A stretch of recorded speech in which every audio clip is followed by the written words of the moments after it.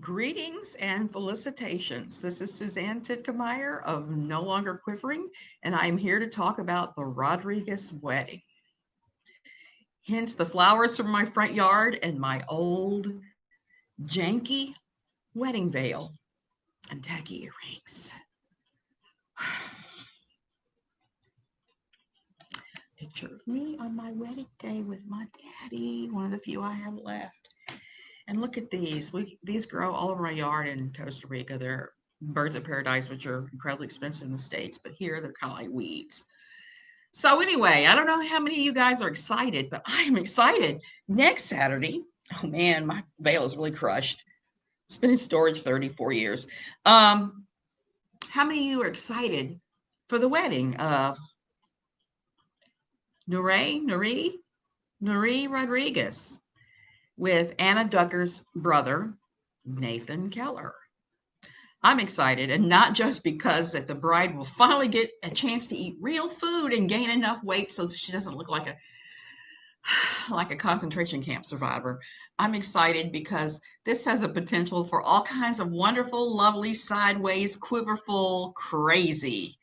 It is the Super Bowl of quiverful in some ways because it's like in I can't even think of the name of the movie. Ghostbusters, they were talking about not crossing the streams. All the streams will be crossed. It'll be awesome.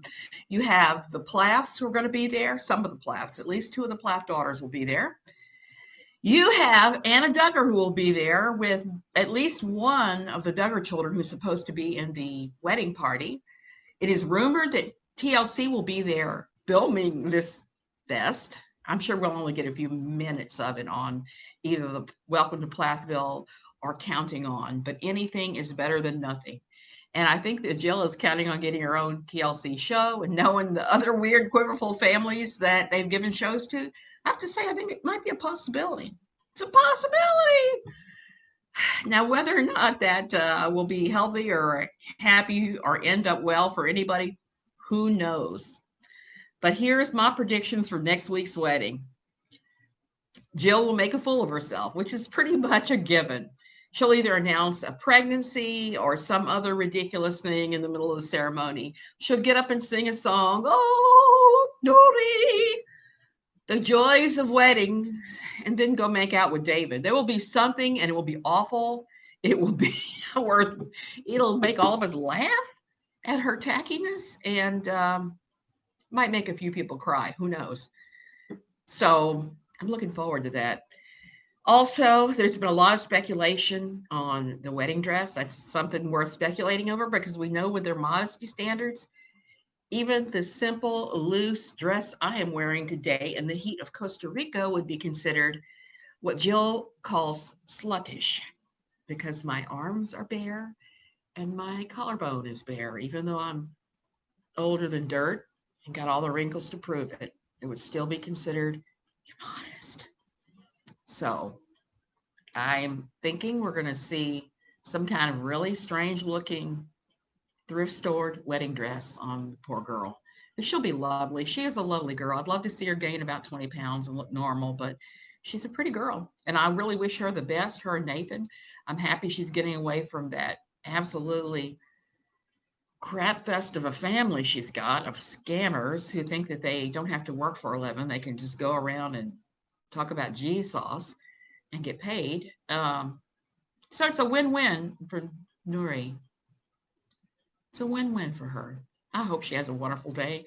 I hope somebody takes duct tape and duct tapes her mama's mouth shut and duct tapes her in the closet in the bride room, just so that the girl can have a wonderful day, like every girl deserves on her wedding day. They should have a good day, and it has to be better than a recent wedding I saw where the bride and the groom got married in sweats, his and her sweats for the wedding.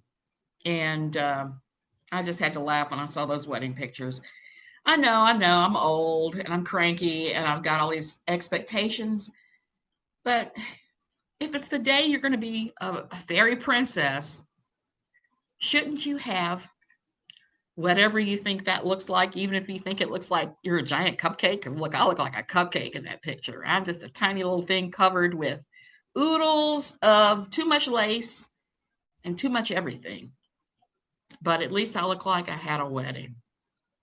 And I know that's really not important in the scheme of things, but I want her to have a princess day for her because it may be the only princess day that that poor girl ever gets in her lifetime.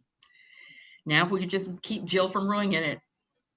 So, what do you think will happen? Sound off in the comments. Do you think that the wedding cake will be a giant pile of cupcakes from Aldi's that look like a crumble, or what do you think will happen? Do you think Jill will insert herself over and over in the wedding and make it all about her? Speculation. And they're doing it in Ohio. So I know this is going to be a shoestring budget where there's nothing wrong with having, you can actually have a pretty nice wedding on a budget. So I'm not even going to throw rocks at them about that. But I'm excited. I can't wait. Join me next week where we dissect whatever we can find out about all this wedding.